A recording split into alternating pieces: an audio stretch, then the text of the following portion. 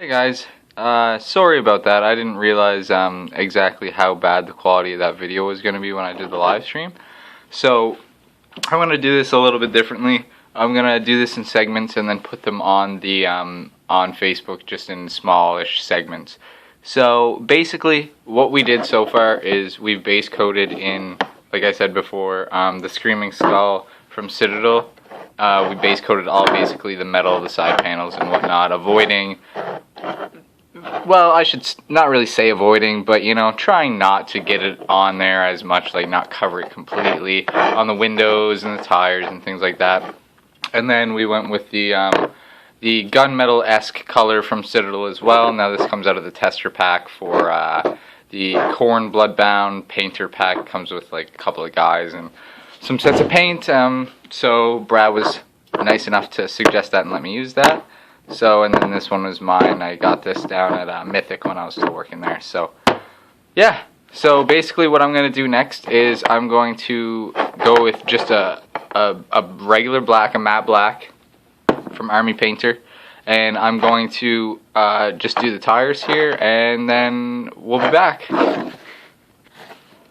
So there, I got one of the wheels painted, so I just wanted to bring it back and show you that. So if you look closely here, I know it's a little hard to see with the focus and whatnot, but I tried really hard with the black not to really get it on the chrome as much, just because it's such a dark paint, it's hard to really go over and kind of make it get away and cover it without throwing a bunch of coats of paint. So I just kind of wanted to come back and show you that I'm, you know, trying to keep it off the rim as much as I possibly can. So I'm gonna go ahead and finish the rest of these wheels, and then after that we're gonna come back and we'll start on the windshields. Thanks. Alright, so we're back now and we've finished all of the tires here, so I'll give you a little close up there. So there's a couple little overspills, but nothing major, nothing serious. Like I said, this is a destroyed truck, so it's not the biggest thing in the world. So basically what we're going to do now is we're going to start painting the windshield and windows and the back windows as well. So to do that, what I'm going to do is I'm going to grab some quite light paint. I'm going to go with a crystal blue. I know it's backwards for you guys, but from Army Painter. Now, I have some gripes with Army Painter. Their paints are okay, some of them. Like the black that I just used on the wheels is a really good paint, whereas the blue that I'm going to use right now is not. The only reason I'm going to use it is because it is a really thin paint, and for the purpose that I'm using, I kind of want a thin paint, because what I'm going to be doing is, in a second here, after I just gotta lift this up here. After I apply the blue paint to the windshield, what I like to do is, this is a foam brush. So this is just, you know, the regular run-of-the-mill, go to the dollar store, get a foam brush, and I already have a bit of blue on here. But what I like to do is I like to get a nice coat, try and get it as even as possible, and to get rid of the brush streaks, I kind of dab it. And what that does is it leaves a bit of the paint on, but then it takes some off as well. And then the next layer up, when I wash it, it gives it a really, well, I can kind of show you.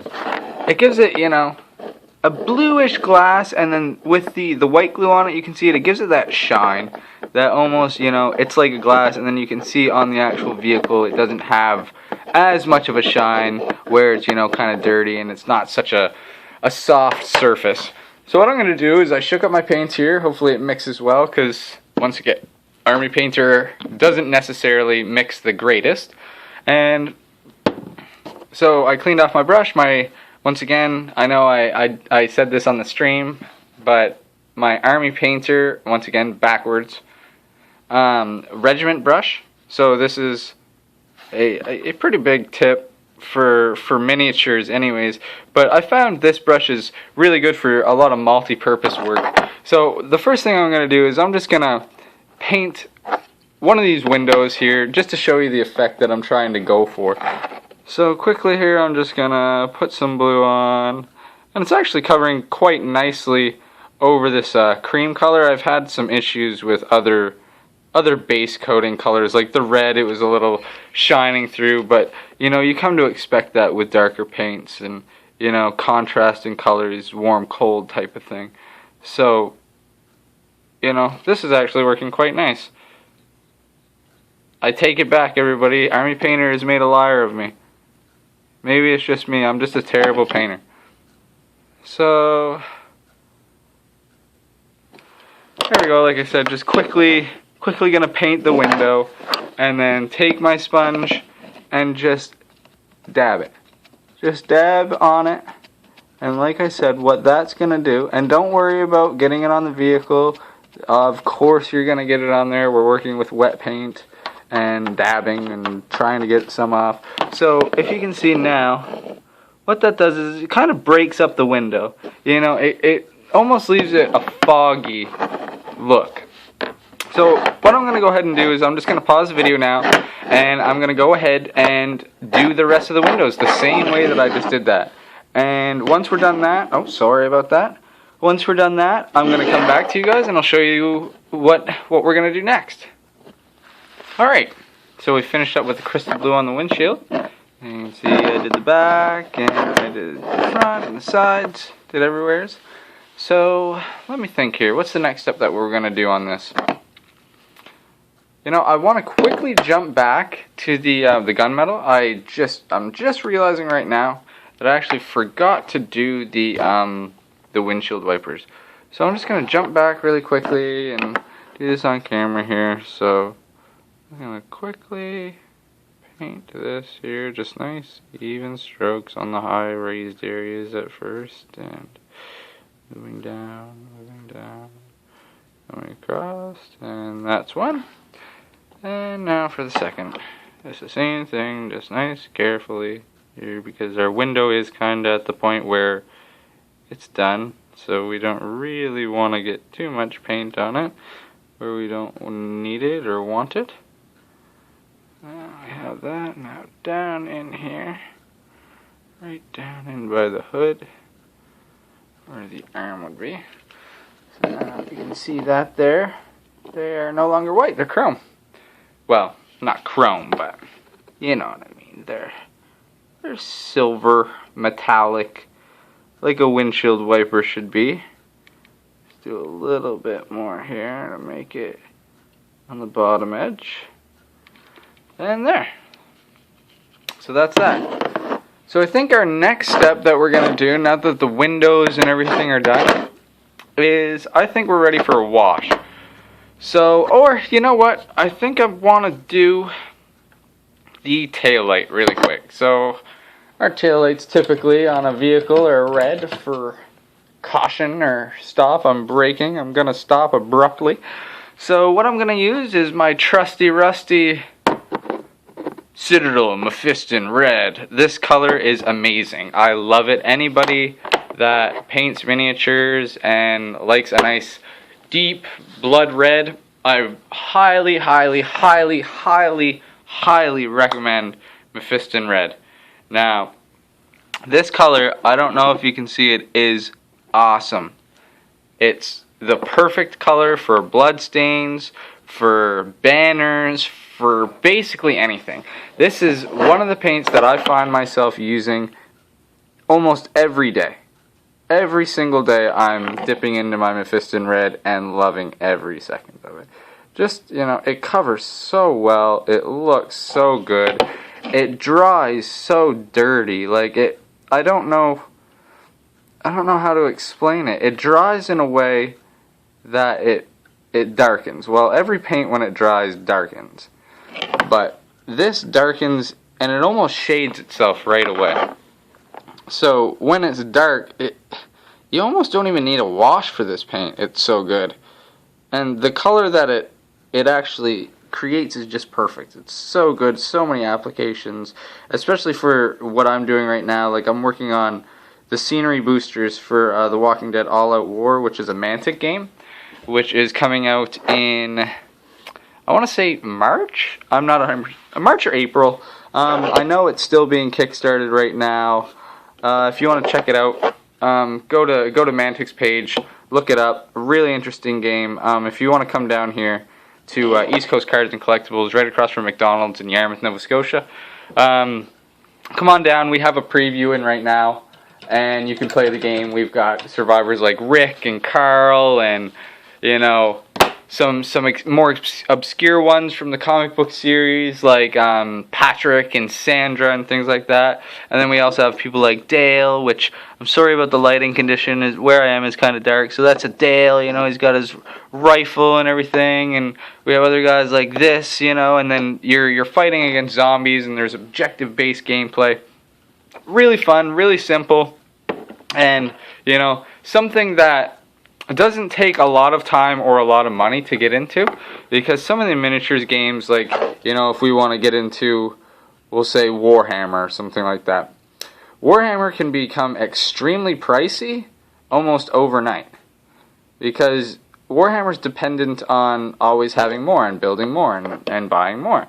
Where I find this game is, of course, like anything, you can drop as much money into it as you want, buying every single zombie, every single walker, every scenery pack, every booster, everything.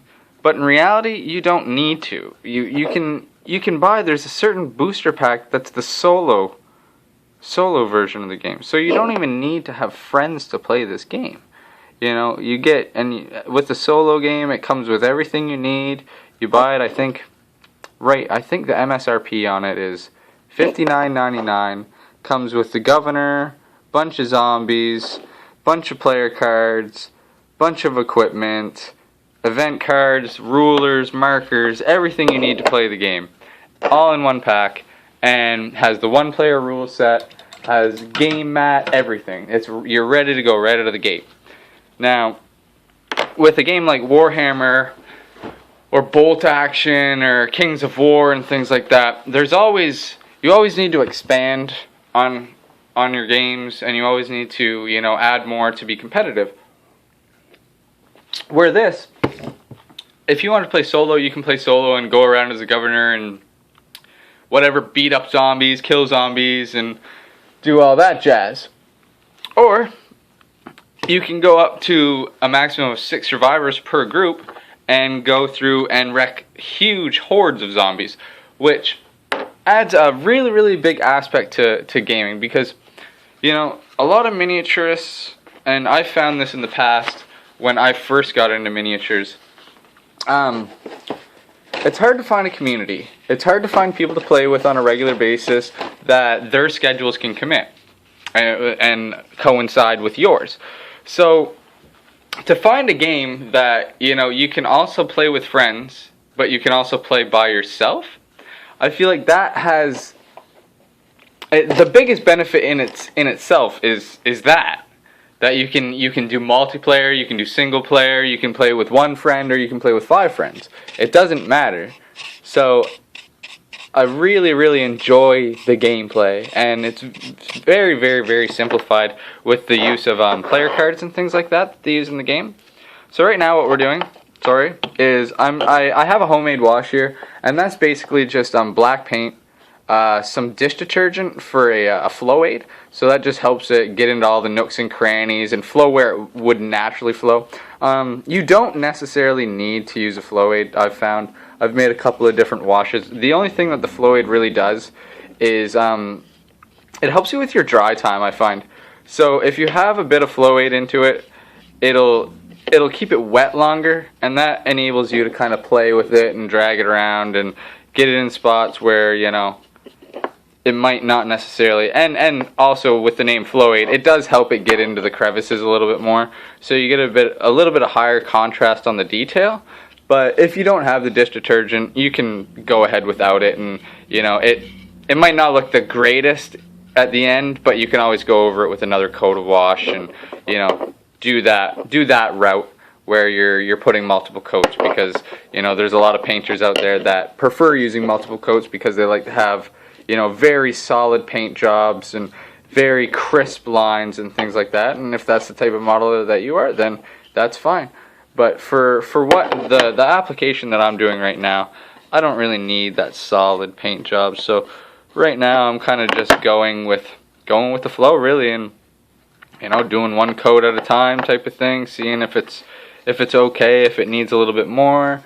Like, obviously I don't have any bare spots or anything, but I do have, you know, a few spots that might need a little bit of touch-ups and things like that, but that's alright. We can always fix that. And like I said before in the live stream, that kind of screwed up on me, which annoys me, but you know, this is in its infancy, and we need to figure out what the best way to do this is.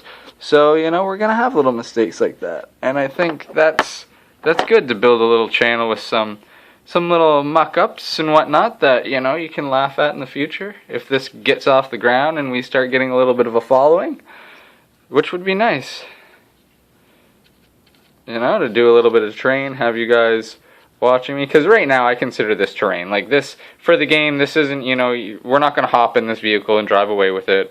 This is something that, you know, can be searched, can be, you know, you can hide behind it, use it as a barricade, cover, that type of thing. So this, in an essence, is terrain. Like, it has no playable function to it. So, in an essence, you know, I'd like to do more terrain. Like, at the end of this video, I might show you guys some of the stuff at the store that I have right now that I've been working on, maybe here and there, you know, depending on how late it gets, because I do have to get out of here in about an hour. 45 minutes.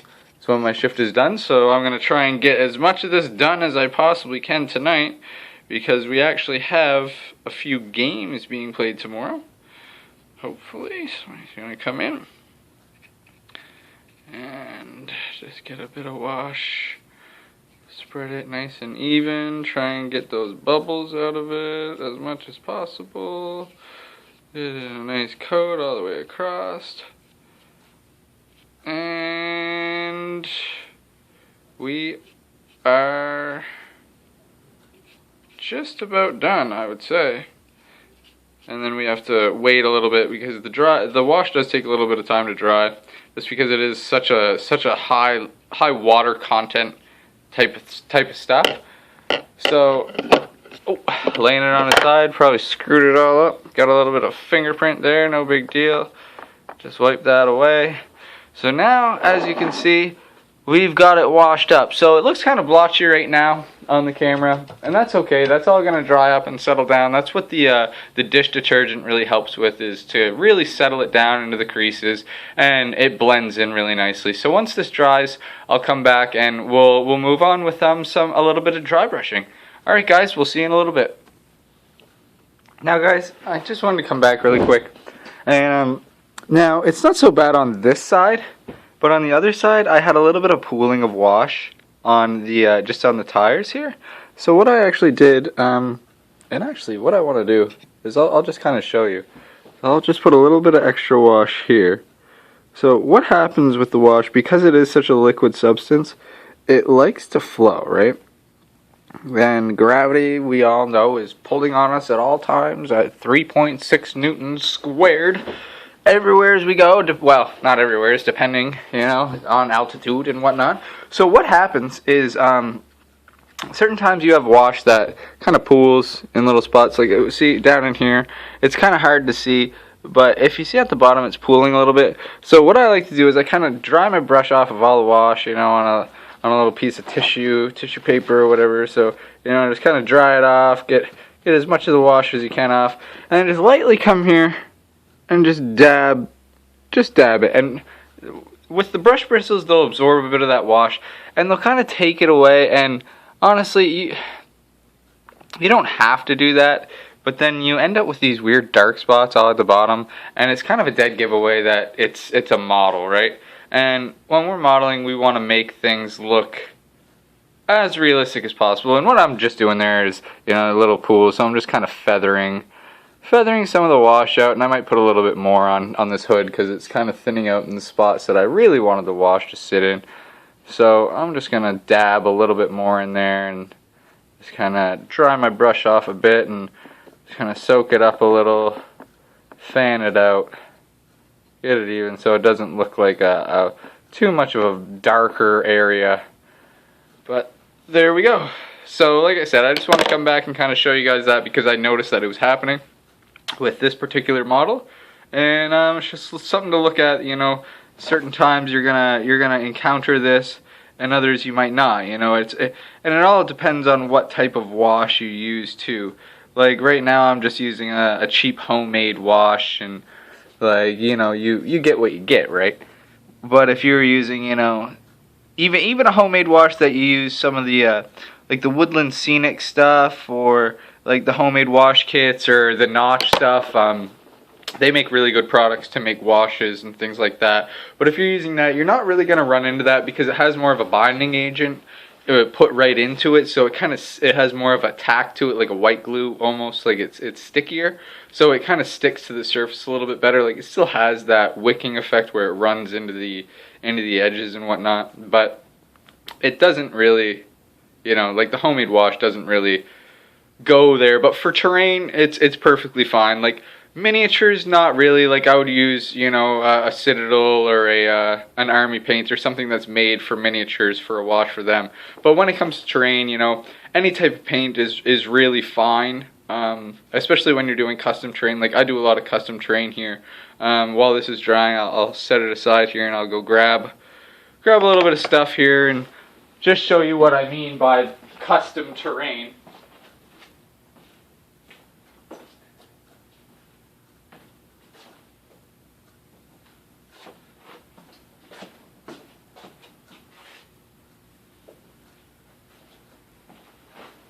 So like we have things like little fences, and I made these for bolt action. This is sandbag placement, the guys stand behind there and do their thing, right, and maintain a firing position where they have a bit of cover. Now I understand the scale's a little off for this, and then for more of the fantasy players, we have more of a wooden fence type of look, So I do a lot of this style of terrain, doing buildings and stuff like that. Like on the table right now, I have a box building, but with my setup right now, I can't really bring it over right now. So at the end of the video here, I'll do a quick little B-roll, and to just kind of show you guys the table that we have set up for The Walking Dead, as well as some other close-up and maybe some pictures that I'll edit in after the fact of some of the miniatures, or maybe a couple close-ups or whatever. So we'll just bring this back, check on that. So it's drying nicely, and as you can see, like I said, the blotchiness is still kind of there, but that's okay. Like we're gonna go over this with a couple layers here. Like we're gonna dry brush a little bit of a lighter tone. Like the next color that I'm probably gonna do is it's another Citadel. It's a layer. It's not a dry brush, but it's okay. Like as long as it's a bit lighter and it's able to contrast on the color that it's sitting on. And honestly, like with the Screaming Skull is kind of a light color already, because we are going for a white. But with the wash on it, it does really darken it up a lot. And even after it's dried, like the wash will lighten up. But even after it's dried, this base coat is going to be a lot darker than it originally was. So this will really work good for a highlight on top of it. And then after that, we're going to go with something like a plate mail from Army Painter. Something like, well, this is a shining silver. So you can kind of see a really light color. Or let me see if I can find it here really quick. All I can find is my gunmetals. And, or a plate mail or something like that. And I know it's kind of ripped off there. But you can see it's a little, lighter. And then this here would be the Army Painter gunmetal. So you can see the contrast, dark, medium, light. I might start off with the light and do a regular dry brush, and then just do a super highlight with the shining silver. That all depends on the time that I have tonight, though. Obviously, like this isn't my personal models. These are store models for the game, so I don't really feel the need to put in a ton of detail into these. Whereas, my miniatures, I like to put a lot of detail and a lot of time, and get them to what I want to be. Because at the end of the day, if I'm not satisfied with my paint jobs, I don't think anybody else should be. And my dad is, he's been modeling for years and years and years now, and he's kind of drove it into my mind that, the paint job that you do on a model is, is what everybody's looking at, right? It doesn't matter how you assembled it, because you can always cover up little blemishes and things with paint and turn it into kind of battle damage, or, you know, no vehicle off the lot or ship or plane or whatever you're doing, you know, it's going to have its dings, it's going to have its scratches, it's going to have that. Unless you're going for fresh, right out of the factory, then you're going to be into some weathering, and it doesn't really matter if you have a little bit of glue spill or whatnot. You can paint it to look like a little bit of, you know, buildup of rust or something. Whereas, with like, I kind of lost my train of thought, actually. Excuse me. Whereas, like, if your paint job is mixed up, then, you know, it's really going to stand out, because especially if you miss a spot. If you have a spot that should have been painted, like, I understand my wheel wells right now are white. The only reason they're white right now is because I'm going to paint them gray after. But I want to do it after the wash sets, just because I'm going to dry brush a lot of like mud and things. Like, this was a vehicle that was driven, obviously. Like, it's crashed, so it was driving at one point. And then also, I might, like, the other truck that I painted the other day, I painted it as a Ford. So they are technically both the same truck. I could technically paint them both as Fords, but I feel like I'm gonna paint this one maybe as a Chev or something. Probably a Chev where the logo is kind of, you know, they're boxy and it fits with the Chev and the Ford logos type of thing. So that's kind of what I'm gonna do. I'm just gonna pause the video for now and come back to you guys when this is fully dry, and we'll do the next step with the dry brushing of the screaming skull, or sorry, the Ushbadi bone. Awesome. Alright guys, so we're back now. The wash is all dry, so what we're going to be doing next is we're going to be dry brushing the main panels of the vehicle. So that means, like, you know, the door, the side panels, the hood, that kind of thing. Now what I'm doing is I had my brush soaking, so I need to get it really dry. So I'm just, you know, really getting it dry, really dry as I can, because we're going to be dry brushing. So like I said before, Ushbadi bone, give it a shake. Now, what I like to dry brush on is cardboard. I find when I dry brush on cardboard, you know, I can get a good amount of paint on my brush, and then just really work it into cardboard, and the cardboard really absorbs the water. It's like, you know, if you know, you put your deep fried French fries or whatever in a paper bag to get rid of the grease, or your bacon, or, you know, whatever. It's kind of the same concept. It really absorbs the paint really well. So what we're going to do, I'm going to start off by just lightly dry brushing, and when you dry brush you want to go one way only and then go the other way. So I'm going to start on this side, and what I'm really trying to do is really accent these high edges, and also I want to blend. So I don't want any hard colors. I want to blend it all so it looks like it's fading and everything. So like I said, you want to come one way to start,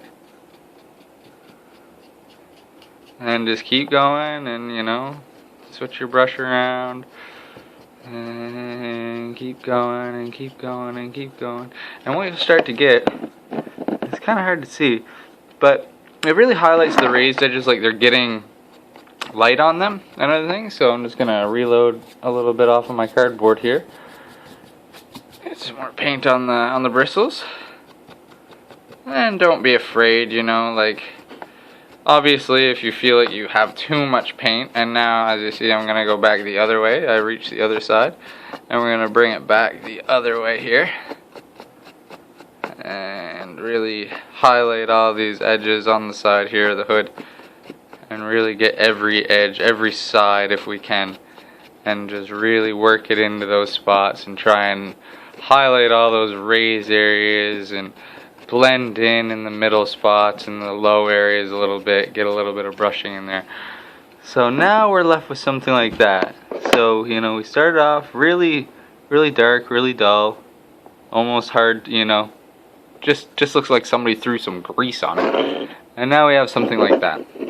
So I'm going to carry on with the rest of this truck of the same dry brushing technique. Like I said, start one side, do all the way on one side, all the way across, and then, you know, if you have to reload your brush, or just, you know, continue back over the other way. So you get that nice blended, even look. So I'm going to pause the video now again, and we'll be back when I'm done this step.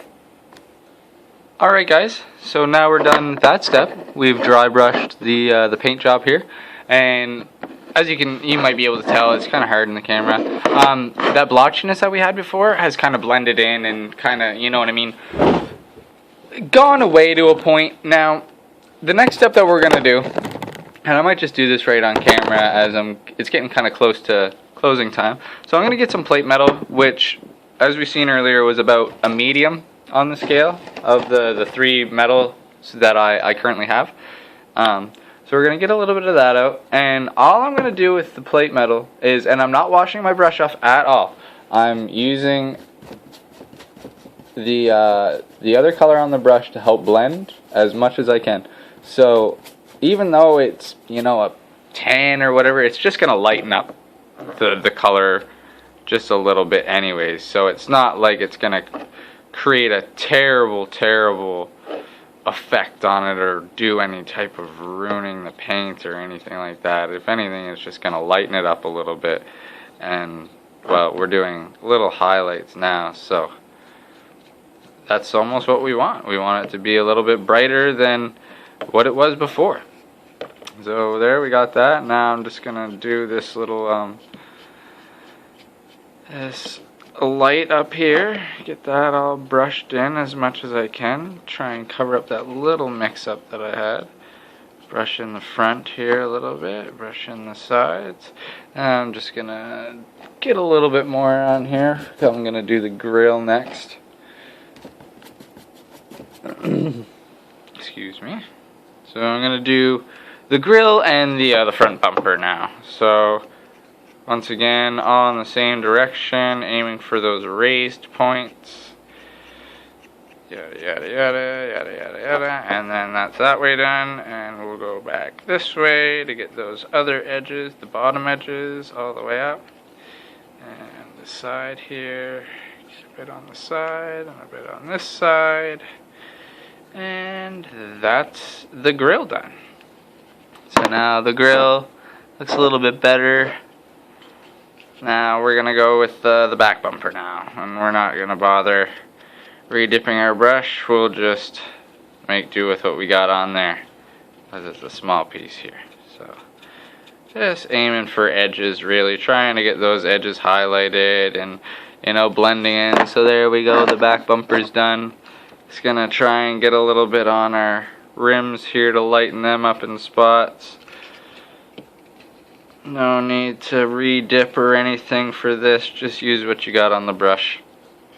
So there, we have that. I guess I could brush a little bit on these wiper blades here just to add a little bit of, what would that be, texture or depth to it, you know, to give it a little more pizzazz, as they would have said in probably the 90s or whatever.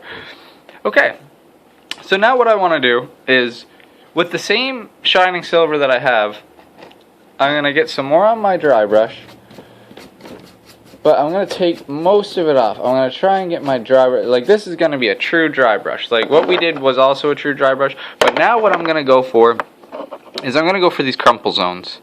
And I'm going to highlight all that so the metal is bent, like the edges have cracked. Like we've seen a little bit of paint or whatever coming off in spots. So we're just gonna dry brush that in. And I might need a little bit more. This brush is pretty dry. I don't know if... So we're just gonna do like we did before. We're really aiming for those edges this time. Really aiming for the edges. I'm just going to get a little bit more shining silver. The cardboard seems to be absorbing this particular paint more than others, it seems, which is fine. Like every paint has its own consistency and textures and things, so that's fine. So we're really gonna go over these crumple zones and try and get a good amount of, you know, metal showing, but not too much. Like, you don't want to make it look like every single piece of it is scraped off and, you know, destroyed, because it wouldn't be. It would still have some, you know, fresh spots on it, but mainly down by the bottom here is where, you know, whoops, it's a little bit of, and see, the best part about acrylic paints, got a little bit on there, on the wheel there, on the black wheel when I'm dry brushing, and I just take my finger and wipe it off. You know, no muss, no fuss, good to go. So, we're just going to keep going along here, and we're going to get the front of this vehicle all dry brushed up. So now you can kind of see what we're looking at. There's a little bit of shine in there now. It adds that little bit of highlight that says this car is wrecked. So I'm going to pause the video really quick, and I'm just going to finish this dry brushing. It is 7 o'clock now, so I'm just going to finish it really quick, and then we'll just wrap up this video, and you'll be able to see the finished product, or basically the finished product. Great. Alright guys, so now the dry brushing's done, and this is what we have. Gonna have to add still a little logo there, and a little bit of work up in here with the lights and the headlights and things. But overall, we have a finished truck. So there we go, perfect. So if you guys like this video and want to see more or have any suggestions for videos, just leave a like to show that you you watched it and you enjoyed it. And like I said, if you have any comments or questions, just leave them in the comments below, and I'll get back to them as soon as I can. So thanks for watching. My name's Dryden, and I guess I should put that out there. And I'm here at East Coast Cards and Collectibles in Yarmouth, Nova Scotia. And this was a quick little, I wouldn't call it a painter's guide, but, you know, just a let's make of a Walking Dead All-Out War terrain booster truck scenery pack thing. So yeah, I hope you guys enjoyed, and like I said, if you did, leave a like and leave a comment below. Leave it below. And if you want to see more stuff like this, just let me know and I'll do some stuff. Awesome. Have a good night, guys.